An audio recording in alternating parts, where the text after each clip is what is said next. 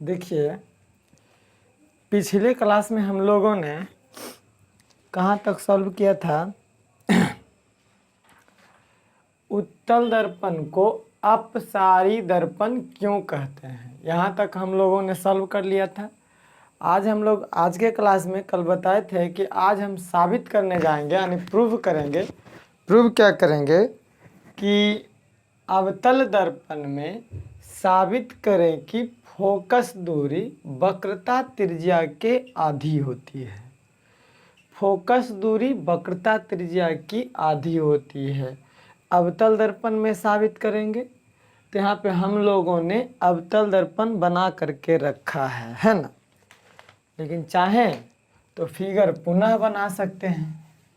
Figure थोड़ा सा side हट के बना देते हैं ताकि मैथ बनाने में, साबित करने में आसान हो जाए, है ना। तो फिगर हम लोग यहाँ बना लेते हैं। ये अवतल दर्पण है, थोड़ा बढ़ा लेते हैं ताकि आपको बेहतर समझ में आए। अवतल दर्पण का परावर्तक सतह धंसा हुआ होता है, तब बाहरी सतह रजतित या कलई किया हुआ होता है। इसे हम अवतल दर्पण कहते हैं। सारा चीज़ आपको याद करवा दिया गया था और आशा करते हैं कि आपको याद भी होगा, है ना। तो दर्पण के ज्यामितीय मध्यबिंदु के दर्पण का ध्रुव कहते हैं, यानी पी कहलाता है। और दर्पण जिस खोखले गोले का भाग होता है उस खोखले गोले के केंद्र को वक्रता केंद्र कहते हैं। वक्रता केंद्र और ध्रुव के मिलाने वाली रेखाखंड को प्रधान अक्ष कहते हैं। वक्रता केंद्र है। और बताए थे कि प्रधान अक्ष के समानांतर आपतित किरणें दर्पण से परावर्तन के बाद प्रधान अक्ष के जिस बिंदु से गुजरती है मुख्य फोकस कहलाती है। क्या कहलाती है? मुख्य फोकस कहलाती है ना। तो ये आपतित किरण, ये परावर्तित किरण, ये लौटने वाली किरण है। और एक चीज़ और ध्यान कीजिए, हम क्या बताए थे कि जब कोई किरण सी से आपतित होगा तो सी से ही लौट जाएगा। सी से आपतित होगा तो सी से ही लौट जाता है। गड़बड़ा रहा है ना। अच्छा, अब ठीक है। तो ये किरण इस पे गया, इसी से लौट आया, आपतित तो परावर्तित, है ना। अच्छा, एक चीज़ और बताए होंगे हम कि परावर्तन के दो नियम होते हैं।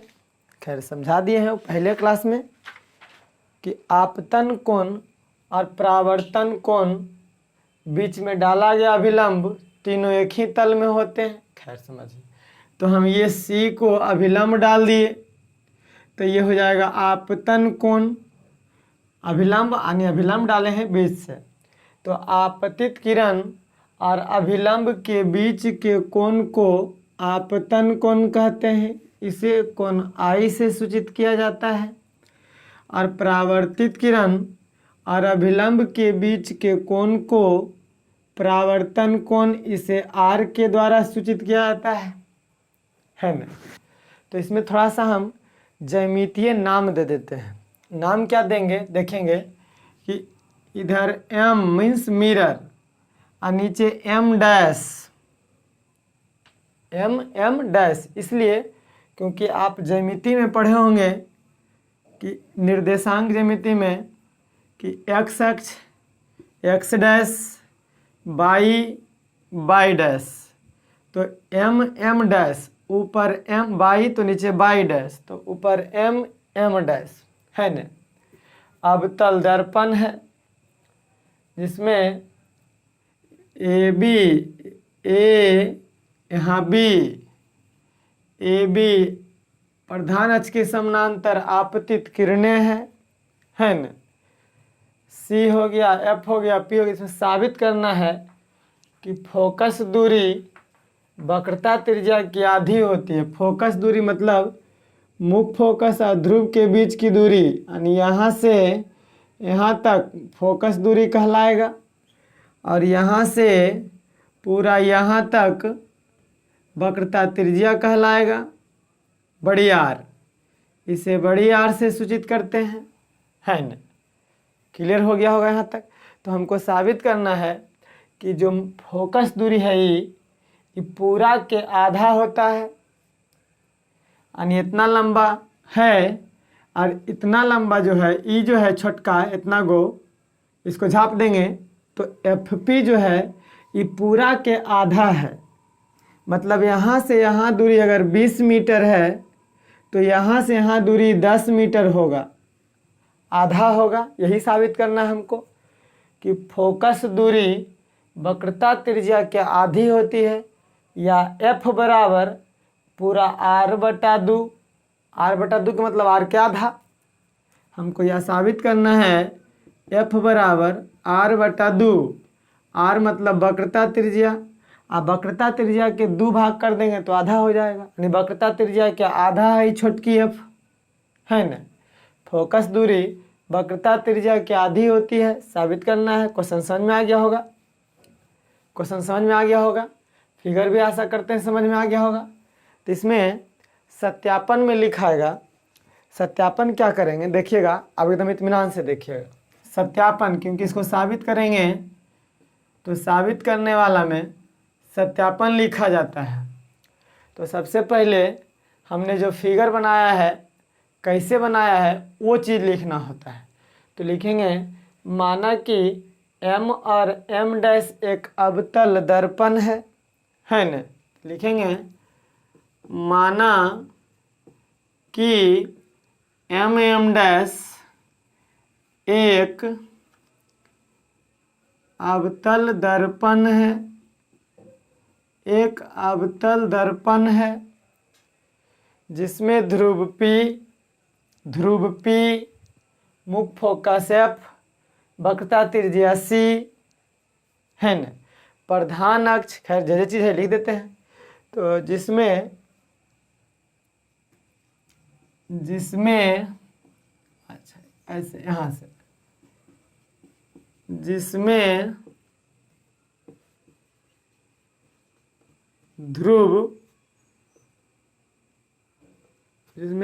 P, ध्रुव को P से सूचित करते हैं, मुख्य फोकस F, कौमा मुख्य फोकस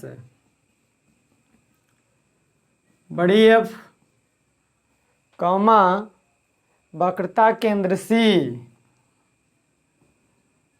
वक्रता केंद्र C, वक्रता केंद्र C प्रधान अक्ष के समानांतर आपतित किरणें AB। देखिए प्रधान अक्ष ये वाला है, इसके समानांतर आपतित किरणें AB है ना। तो प्रधान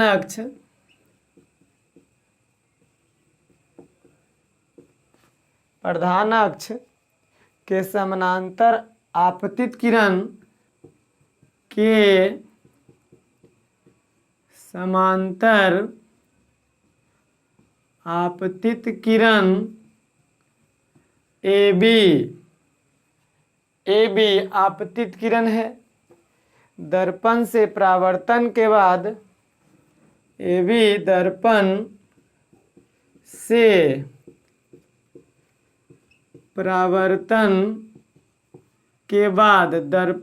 परावर्तन के बाद प्रधान अक्ष के जिस बिंदु से मुख्य फोकस से गुजरती है ना, मुख्य फोकस से बाद मुख्य फोकस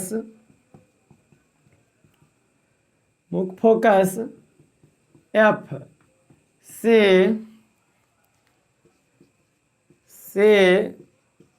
गुजरती है, और हम कर दे BC अभिलंब है। आपको समतल दर्पण में पढ़ाए थे कि आपतित किरण, परावर्तित किरण और बीच में डाला गया अभिलंब तीनों एक ही तल में होते हैं। ये आपतित किरण, ये परावर्तित किरण। तो आपतित किरण और अभिलंब के बीच के कोण को आपतन कोण, परावर्तित किरण और अभिलंब के बीच के कोण को परावर्तन कोण, कोण I बराबर कोण R परावर्तन के नियम से होता है। तो ये बीच में अभिलंब होता है, तो हम कह सकते हैं देखिए CB या BC अभिलंब है। BC क्या है? अभिलंब है। BC कॉमा BC अभिलंब है। BC क्या है? अभिलंब है। अब देखिए इतना लिखें, इतना लिखे के बाद अब आगे सत्यापित कैसे करेंगे समझिएगा। इसको मिटा देते हैं। इतना आप लिखिए, इसको स्क्रीनशॉट ले करके इतना लिखिए। अब इसको मिटा देते हैं क्योंकि हम ये जो लिखे हैं, ये जो फिगर बनाए हैं वही लिखे हैं। अब ओरिजिनल सत्यापन आएगा। माना कि M' एक अवतल दर्पण है जिसमें ध्रुव P, मुख्य फोकस F, वक्रता केंद्र C, प्रधान अक्ष के समानांतर आपतित किरणें AB दर्पण से परावर्तन के बाद मुख्य फोकस से गुजरती है। BC अभिलंब है। BC अभिलंब है। कंप्लीट। इसको नोट कर लीजिए। अब आते हैं सत्यापन। आगे देखिए, इसको मिटा देते हैं। जगह की कमी है इसलिए इसको मिटाना पड़ रहा है। जगह की कमी के कारण इसको मिटाना पड़ रहा है ना। अब आसान है जी, R/2। चलिए देखिए, तो सत्यापन कैसे करेंगे, शुरू कहाँ से करेंगे समझिएगा। समानांतर है AB समानांतर CP, ये दोनों समानांतर रेखा है। देखिए ये वाला कौन कौन है, फिगर हम समझाते हैं। AB समानांतर CP है, समानांतर दोनों, मोटी लकीर। AB समानांतर CP तो लिखेंगे चूंकि AB समानांतर CP, मैथ वाला गया मैथ।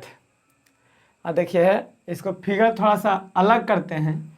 AB ऐसे है, CP ऐसे है, यहाँ A, यहाँ B, यहाँ C, यहाँ P, इस तरह से दिख रहा होगा आपको। ऐसे दर्पण है ना।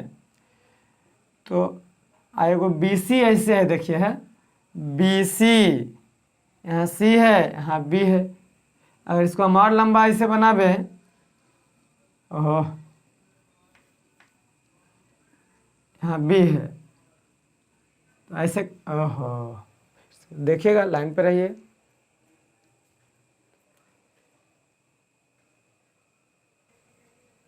देखिए क्या चल रहा था।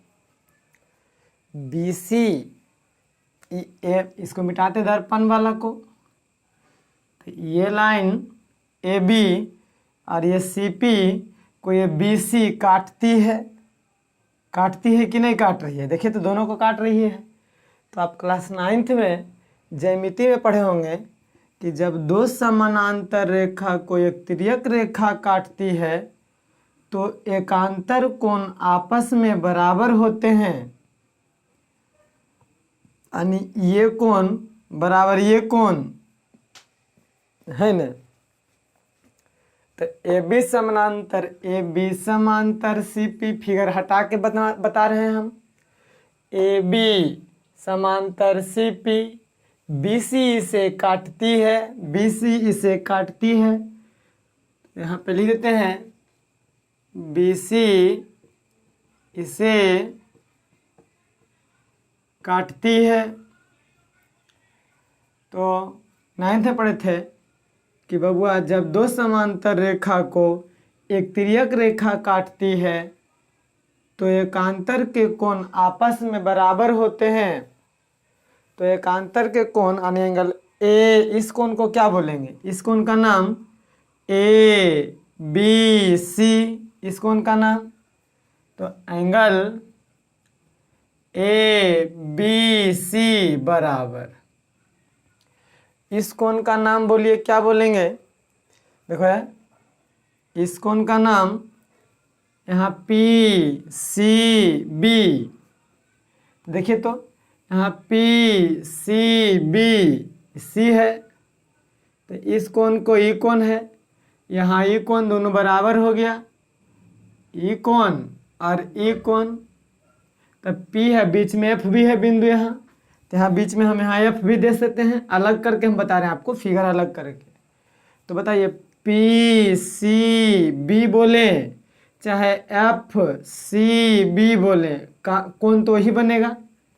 देखिए ना, यहाँ ऐसे रखेंगे, यहाँ से हम P से लेकर यहाँ तक कोणी, तो यही कौन बनेगा। और अगर F से भी रखेंगे ऐसे यहाँ तक ऐसे, तो यही कौन बनेगा। तो PCB नहीं बोल करके FCB बोल सकते हैं।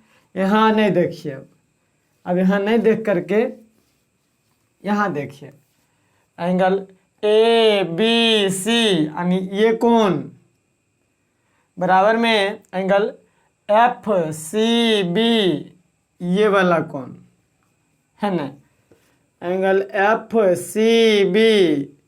ये कौन कौन है, दोनों एकांतर कोण से बराबर होता है। क्लास 9th में पढ़े हम लोग।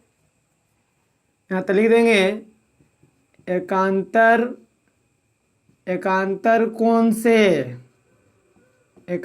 कोण से। और फिर देखिए, और हम लोग परावर्तन के नियम में पढ़े हैं कि कोण I बराबर कोण R, आपतन कोण बराबर परावर्तन कोण। तो एंगल आपतन कोण को एंगल ABC बोल सकते हैं, क्योंकि इस कोण का नाम है ABC। तो एंगल ABC बराबर एंगल, इस कोण का नाम क्या दे दें, ABC, और उस कोण का नाम देते, देखिए तो FBC। इस कोण का नाम यहाँ से FBC, देखिए तो ये कौन बना कि नहीं बना। हाँ, तो एंगल FBC ये हो गया परावर्तन के नियम से। परावर्तन के नियम से हम लोग परावर्तन के नियम से पढ़े कि आपतन कोण के बराबर परावर्तन कोण होता है कि नहीं होता है। तो देखिए, इसको समीकरण 1 मानिए, इसको 2 मान लेते हैं। नहीं भी मानेंगे तो कोई दिक्कत नहीं होगा। देखिए यहाँ, तो यहाँ लिख देंगे समीकरण 1 और 2 से। देखिए एंगल ABC बराबर FCB, एंगल ABC मान लो 5 डिग्री, आई न, अब आई आर न, ये कोण 5 डिग्री। तो इसके बराबर कौन कौन है, FCB, तो ये भी 5 डिग्री, क्योंकि दोनों बराबर होगा। फिर ये 5, तो इसके बराबर ही कौन, आपतन परावर्तन के नियम से, तो ये 5, तो ये भी 5। हाँ, तो ये दोनों बराबर हो गया कि नहीं हो गया, देखिए हो गया ना। तो यहाँ देखो, LHS बराबर है ABC बराबर ABC, ये दोनों बराबर, तो RHS बराबर होगा समीकरण 1 और 2 से। तो हम बोल देंगे एंगल FCB बराबर एंगल FCB बराबर एंगल FBC, ये बराबर हो गया। कौन बराबर होगा, यहाँ देखेंगे तो कहाँ बराबर हुआ। देखिए तो FCB कहाँ है, FCB, अच्छा ई कोण, और FBC ये दोनों कोण बराबर हो गया है। तो ये दोनों कोण एगो त्रिभुज में बराबर हुआ। देखिए त्रिभुज दिख रहा होगा, इससे ऐसे त्रिभुज दिख रहा होगा, है ना। तो त्रिभुज FBC में कहाँ बराबर हुआ ये दोनों कोण, त्रिभुज FBC में, त्रिभुज FBC में हम जानते हैं, क्लास 9th में ही पढ़े हैं कि जब किसी त्रिभुज में 2 कोण बराबर हो, ये 5 तो ये भी 5, तो यह समद्विबाहु त्रिभुज कहलाता है। और समान कोणों की सम्मुख भुजाएं आपस में बराबर होती है। तो किसी समद्विबाहु त्रिभुज में यानी ई कोण 5, ई कोण भी 5, तो दोनों बराबर है। इसके सम्मुख भुजा आपस में बराबर ABC, देखिए सम्मुख भुजा कौन होगा, इसके सामने वाला भुजा AC, इसके सामने वाला भुजा AB, तो AC बराबर में AB होता है। क्लास 9th में पढ़े हैं। समान कोणों की सम्मुख भुजाएं आपस में बराबर होती है, तो जितना को ये वाला भुजा, ये अगर 5 सेंटीमीटर तो ये भी 5 सेंटीमीटर होगा, क्योंकि समद्विबाहु त्रिभुज इसी को कहते हैं, जिसकी दो भुजा आपस में बराबर होती है। तो दो कोण भी बराबर होता है, तो समान कोणों की सम्मुख भुजाएं आपस में बराबर होती है। तो त्रिभुज FBC में लिख देंगे यहाँ समान कोणों की सम्मुख भुजा आपस में बराबर होती है। समान कोणों की सम्मुख भुजा आपस में बराबर होती है। तो बताइए यहाँ ई कोण और ई कोण बराबर है, तो इसके सामने कौन भुजा, अच्छा FC,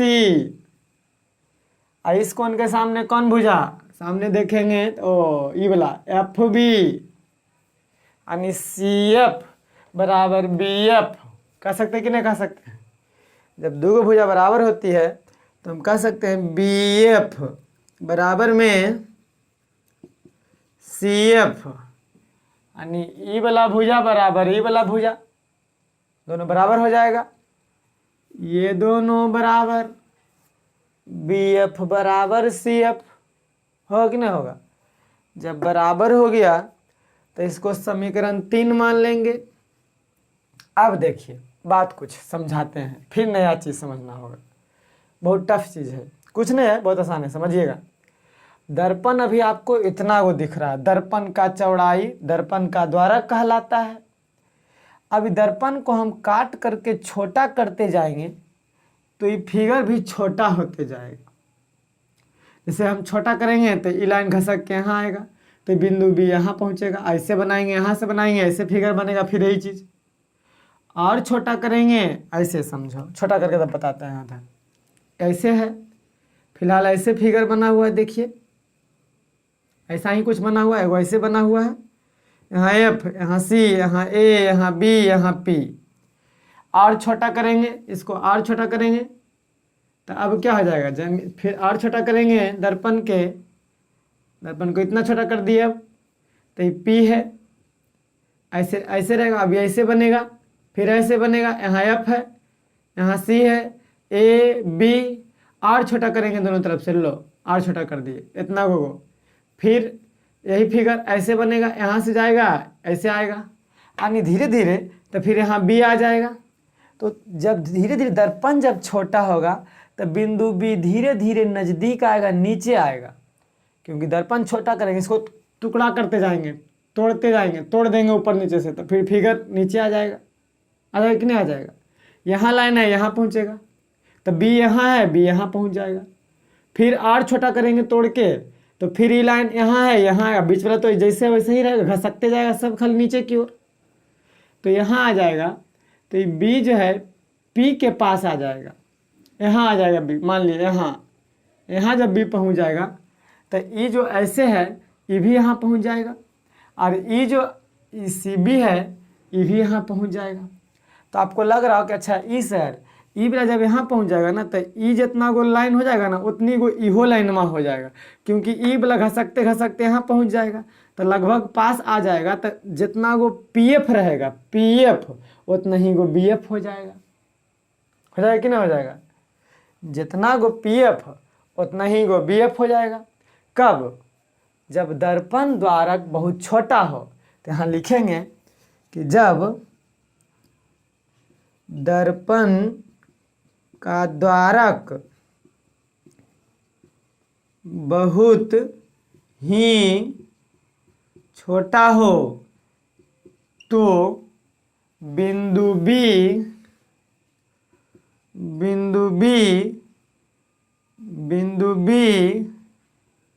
कॉमा P के लगभग पास होगा, लगभग पास आ जाएगा, जाएगा, लगभग पास आ जाएगा। बिंदु बी जो है पी के पास आ जाएगा। तो हम अर्थात कह सकते हैं ओ बी एफ बराबर पी एफ। हाँ, बी एफ बराबर पी एफ कह सकते हैं कि नहीं कह सकते हैं? हाँ जी। तो बी एफ बराबर में पी एफ, समीकरण 4। हाँ, फिर समीकरण 3 और 4 से एल एच एस, देखिए बी एफ बराबर है तो आर एच एस बराबर होगा। तो हो जाएगा सी एफ बराबर पी एफ। हाँ, सी एफ बराबर पी एफ। अब आसान हो गया। देखो सी एफ कहाँ है? देखिए सी एफ बराबर में पी एफ, ये दोनों बराबर हो गया, जितना कोई हो गया। सी एफ बराबर पी एफ। तो अब देखेंगे क्या कि सी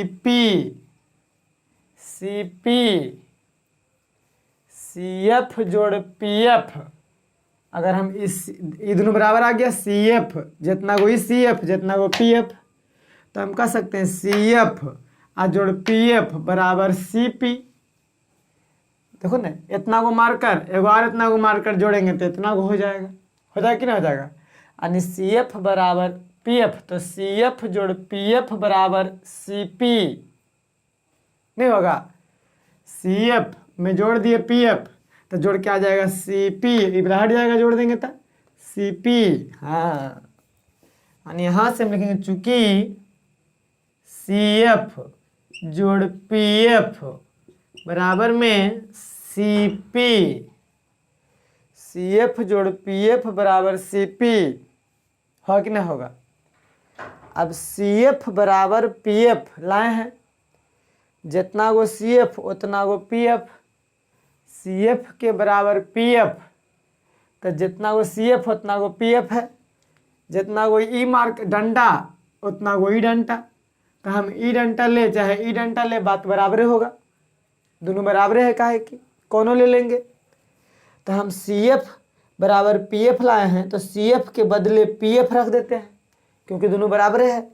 तो सी एफ के बदले पी एफ और जोड़ ये पी एफ है तो पी एफ ही रहने देते हैं, बराबर में सी पी एफ और पी एफ, तो दो गो पी एफ हो जाएगा, 2 पी एफ बराबर सी पी, हो जाएगा कि नहीं हो जाएगा? पी एफ जोड़ पी एफ 2 पी एफ बराबर सी पी। आसान हो गया। पी एफ है ना, पी एफ 2 पी एफ, तो इन्हें 2 गुना में, यहाँ देखिए गुना में 2, इन जगह भागा में, यानी तो पी एफ बराबर सी पी बटा में 2, क्योंकि नहीं कुछ तो बीच में गुना छुपा हुआ रहता है, भागा में। तो पी एफ देखिए पी एफ, देखिए पी एफ को छोटी एफ सूचित करते हैं, इसको फोकस दूरी से बताए थे, पी एफ छोटकी एफ फोकस दूरी से, तो पी एफ यानी छोटकी एफ बराबर सी पी, देखिए सी पी को बड़ी आर से सूचित करेंगे, वक्रता त्रिज्या बड़ी आर बटा 2, प्रूव्ड। यानी फोकस दूरी वक्रता त्रिज्या के आधी होती है। प्रूव्ड हो गया कि नहीं हो गया? आसान है कि नहीं है? इसको एक बार आ समझिए। कुछ नहीं था रे, कुछ था? कुछ नहीं। माना कि डैश एक अवतल दर्पण है जिसमें पी ध्रुव, एफ मुख्य फोकस, सी वक्रता त्रिज्या, प्रधान अक्ष के समानांतर ए बी आपतित किरणें दर्पण से परावर्तन के बाद मुख्य फोकस से गुजरती है, बी सी इसे काटती है। चूंकि ए बी समानांतर सी पी, बी सी इसे काटती है, तो ए बी सी बराबर एफ सी बी, एकांतर कोण से ए बी सी बराबर एफ बी सी परावर्तन के नियम से समीकरण 1 और 2 से एल एच एस बराबर तो आर एच एस बराबर एफ सी बी बराबर एफ बी सी हो गया। कौन त्रिभुज में? एफ बी सी में। तो समान, जब एक त्रिभुज में 2 कोण बराबर हो गया तो उसको समद्विबाहु त्रिभुज कहते हैं, और समद्विबाहु त्रिभुज में समान कोणों की सम्मुख भुजा आपस में बराबर होती है। समान कोणों की सम्मुख भुजा आपस में बराबर, समान कोणों की सम्मुख भुजा आपस में बराबर होती है। तो इस कोण के सामने BF और इस कोण के सामने CF, तो BF बराबर CF, समीकरण 3। अब जब दर्पण का द्वारक बहुत छोटा कर देंगे तो बिंदु B जो है P के पास आ जाएगा, अर्थात E जो है ऐसे हो जाएगा, यानी इसी पे चढ़ जाएगा, यानी जितना गो FP उतना ही गो BF हो जाएगा।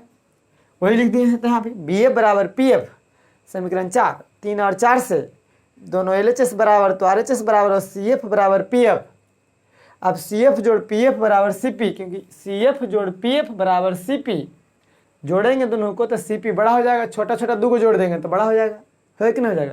तो CF जोड़ PF बराबर CP और CF बराबर PF ले आए हैं, तो CF के बदले PF, PF रहने दिए, PF 2PF बराबर CP, तो गुना में 2, इधर जाके भागा में PF बराबर CP बटा 2, PF को छोटकी f यानी फोकस दूरी, CP वक्रता त्रिज्या बटा में 2, यानी फोकस दूरी वक्रता त्रिज्या के आधी होती है। या इसको हम एक चीज़ और कर सकते हैं, नहीं कुछ तो नीचे 1 तिरछा तिरछी गुना, यानी इन्हें 2 भागा में इन्हें जाएगा गुना में, यानी 2F बराबर में R, यानी हम इसको ऐसा भी कर सकते हैं R बराबर 2F, R बराबर 2F, यानी वक्रता त्रिज्या ये पूरा इसका दोगुना होता है, पूरा ये R जो है F का दोगुना होगा। मान लिया जाए आप हमसे आधा हैं, मेरे पास 20 रुपया तो आपके पास 10 रुपया, तो हम आपसे दोगुना होंगे, है ना, दोगुना होंगे। तो ही F जो है R का आधा है, तो R जो है F का दोगुना होगा कि ना होगा।